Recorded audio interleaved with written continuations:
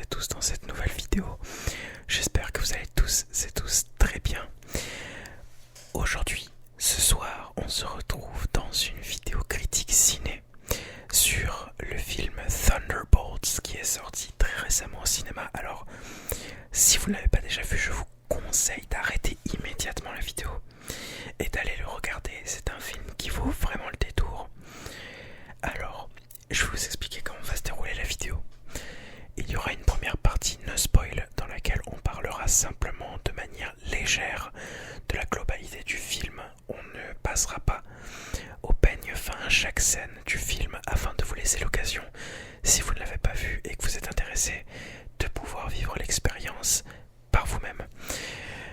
Il y aura certainement 2-3 moments où je ferai des cuts. Si c'est le cas, c'est certainement parce que j'ai lâché une dinguerie comme information et qu'il ne faut pas que vous l'entendiez. Il y aura ensuite une partie spoil qui interviendra à peu près au milieu de la vidéo. Je vous mettrai de toute façon des timecodes et vous aurez un générique.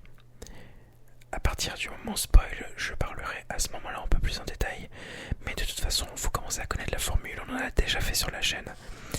Alors je vous propose de commencer sans plus tarder. Alors,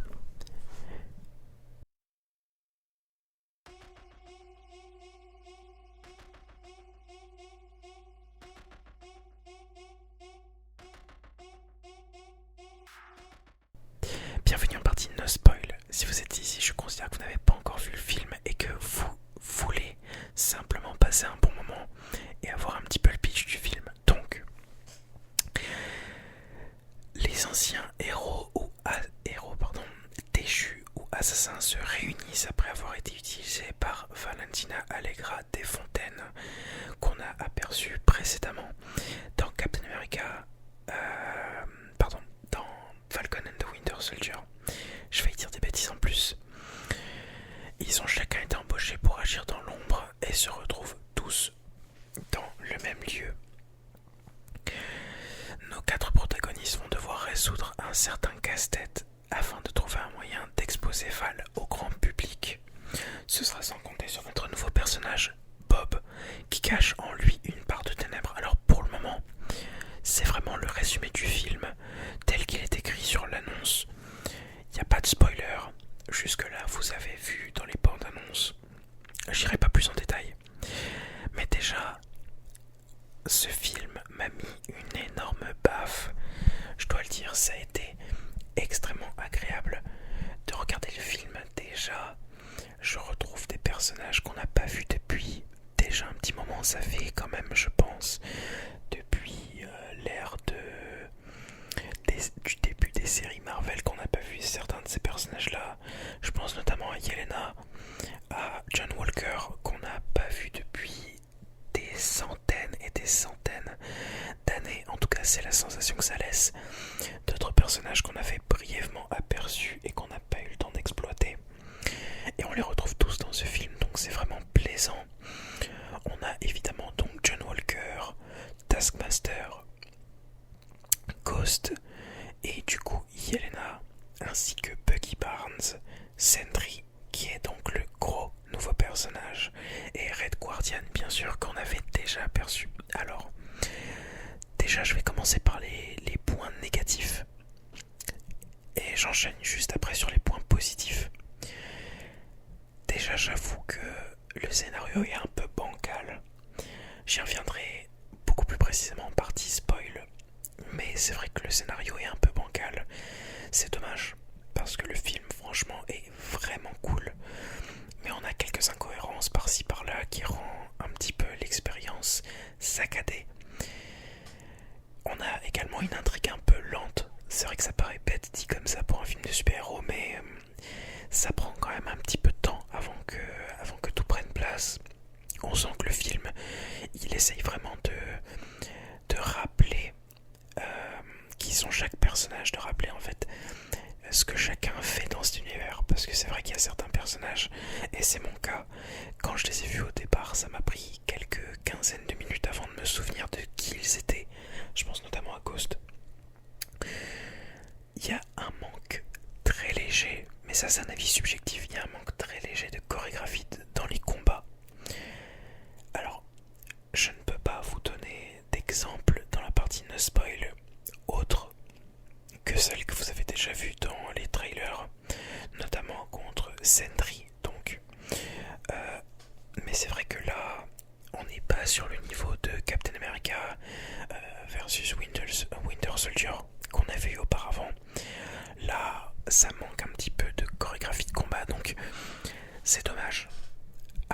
c'est pas non plus catastrophique, loin de là. Les combats restent très jouissifs, ça reste très intéressant de voir comment ça évolue. Et il y a, mais ça va dans le même sens, il y a un manque très léger de combat. C'est vrai que j'aurais aimé voir un petit peu plus les héros en action. Là on a vraiment on a plein de scènes dans lesquelles ça pourrait être exploité, mais on le voit pas. Dans les points négatifs, on a, je les ai notés mais j'y reviendrai après, Red Guardian et Bucky. Mais je vous expliquerai juste après pourquoi.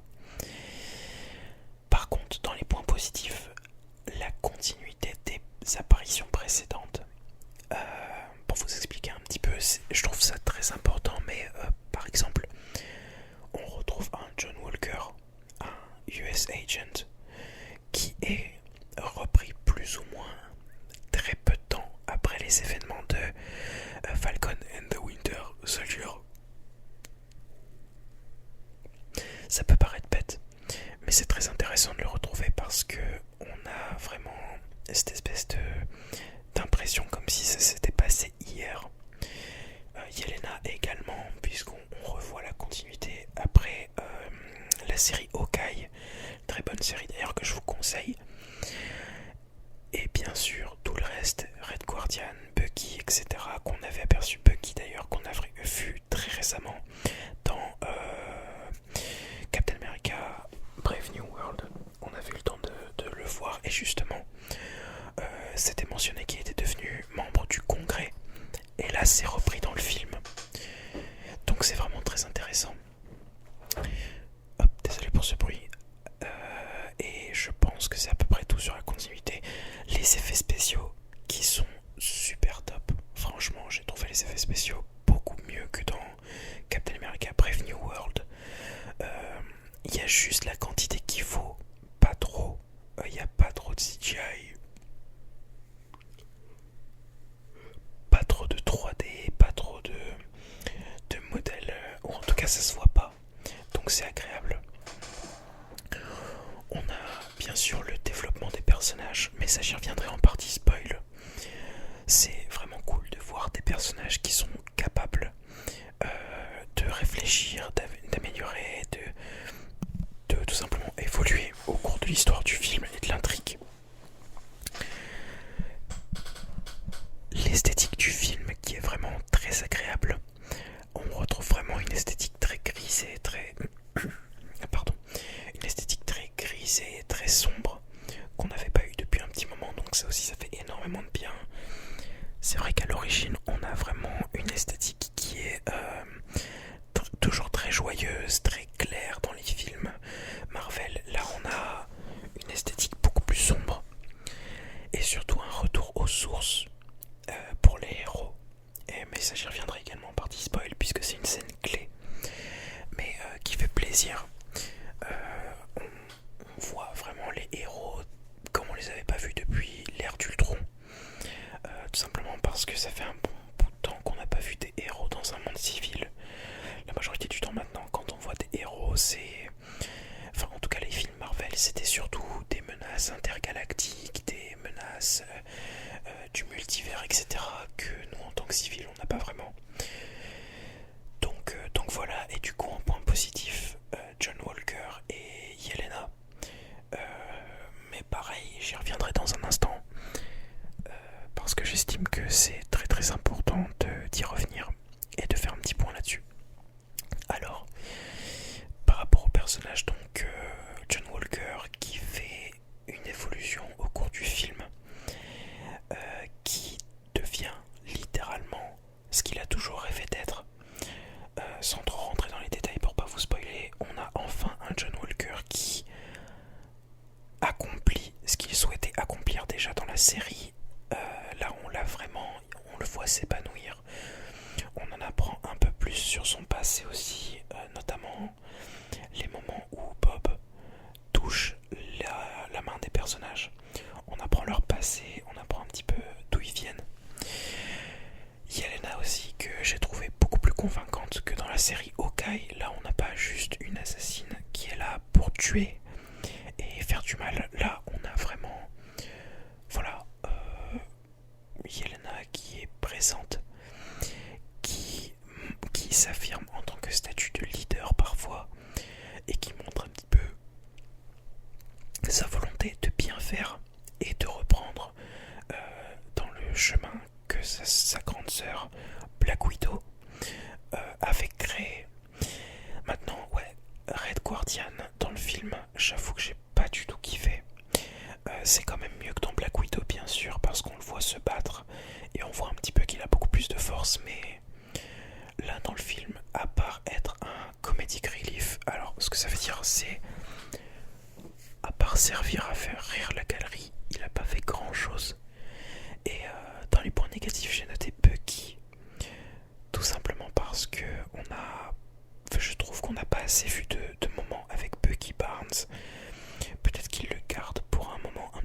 crucial, mais c'est vrai que là, c'est dommage.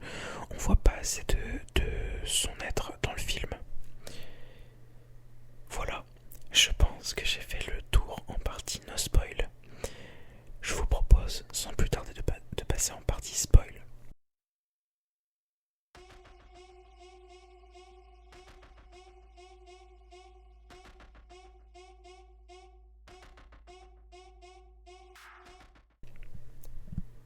Ok, si vous êtes ici, je considère que vous avez déjà vu le film, que vous en fichez d'être spoilé, ou tout simplement que vous avez envie de continuer dans la vidéo. Donc, on suit le cours de l'histoire et tout simplement des anciens héros comme Captain America, alias John Walker, Yelena, et d'autres méchants comme Ghost, Taskmaster ou Sentry, qui se réunissent après avoir été manipulés par Valentina Allegra dans un bunker dans lequel ils vont rencontrer Bob, un personnage clé de l'histoire. Alors, ils vont se rendre compte qu'ils ont chacun leur tour été manipulés pour éliminer l'autre et supprimer chaque preuve des activités de Val. Nos à l'origine quatre protagonistes vont devoir résoudre ce casse-tête donc pour exposer Val pendant le procès et faire en sorte de démêler tout simplement le vrai du faux.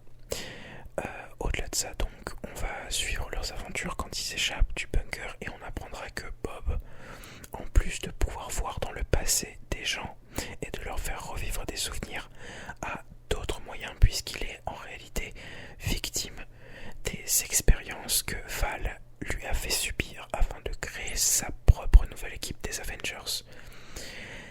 Alors déjà, rien que là-dessus, je dois dire que le pitch du film est super. J'ai noté quelques scènes clés. À l'heure où je vous parle et je vous fais cette vidéo, je suis sorti du cinéma. Donc je viens de voir le film, j'étais là avec mon petit carnet. Je notais chaque scène un peu cool. Ce que j'ai aimé, ce que j'ai pas aimé, voilà. Déjà je dois dire que c'était super jouissif de voir enfin des super-héros entre guillemets bas étage. Je veux dire, on a 3 super soldats, on a une Black Widow et on a une Ghost entre guillemets, mais qui sont chacun leur tour des héros de bas étage, en fait des héros street level. J'en parlais dans la vidéo d'Ardeville, mais c'est vrai que ça fait du bien de voir un petit peu des menaces beaucoup plus proches et beaucoup plus terre à terre. C'était sympa, Thanos, le multivers, etc. Mais là, on avait besoin de héros qui soient là juste pour montrer tout simplement qu'il y a d'autres histoires à raconter. Et donc, une fois échappé du bunker, Sentry ou Bob Robert, si vous préférez, va être recruté par Val qui va le convaincre qu'il est littéralement un dieu vivant. Mais lorsqu'il va commencer à ne plus être en accord avec Val, elle va tenter de le tuer, ce qui le fera se transformer en Void, une entité qui peut pulvériser sous forme d'ombre n'importe quel être vivant. Nos héros vont tenter donc de l'arrêter et vont se retrouver dans une dimension parallèle, la dimension de l'ombre, dans laquelle ils vont réussir à montrer à Robert qu'il n'est pas tout seul, il ne faut pas qu'il baisse les bras et qu'il y a des personnes qui en ont quelque chose à faire de lui, ce qui le fera revenir à la raison et ramener toutes les personnes de la dimension des ténèbres. Alors, justement, j'en parlais tout à l'heure, le scénario est un peu bancal. C'est vrai que vous avez quand même une entité, c'est littéralement Dieu. Quand on le prend, c'est dommage d'avoir fait une espèce de pouvoir de l'amitié. Mais d'un autre côté, c'est pas de la faute du réalisateur. C'était comme ça à l'origine dans le comics, donc là, tout ce qu'ils ont fait, c'est reprendre l'histoire du comics et l'adapter sur les cinémas. Je sais qu'à l'origine, l'histoire est même pire, parce qu'à l'origine, ils réussissent à convaincre Bob qu'il n'a pas de pouvoir, et en fait, il lui lave le cerveau. Donc là au moins, c'est juste le pouvoir de l'amitié. Au niveau des effets spéciaux, c'était super cool parce que à chaque entrée de Sentry, notamment la scène de combat dans le penthouse, on a ce côté vachement chorégraphié en CGI. Malheureusement, c'est pas de la chorégraphie physique, c'est en CGI. Mais ça fonctionne en fait, c'est pas choquant. Alors c'est peut-être dû aussi à l'ambiance un petit peu plus sombre du film qui est beaucoup plus camouflé, mais ça marche. En tout cas, c'est joli, c'est bien fait. Et surtout, j'en parlais tout à l'heure, retour aux sources d'un héros. Et ben, c'est tout bête, mais on a enfin des scènes où les héros, Bucky, Red Guardian, US Agent, tous sauf des civils. Et ça paraît bête, mais depuis Avengers l'ère d'Ultron, on n'a pas eu de sauvetage de civils. Ça fait un bon bout de temps, donc ça fait du bien de voir que Marvel nous ont écoutés et sont revenus un petit peu aux sources. Je continuerai par là, dans le sens de John Walker, donc on voit qu'il a été quand même très traumatisé de ce que Val lui a fait subir, et donc des événements de Falcon and Winter Soldier. Et on le voit évoluer dans le film. On apprend d'ailleurs qu'il s'est fait quitter par sa femme et a perdu la garde de son enfant. C'est malheureux, c'est super triste, mais on le voit rebondir sur ces événements.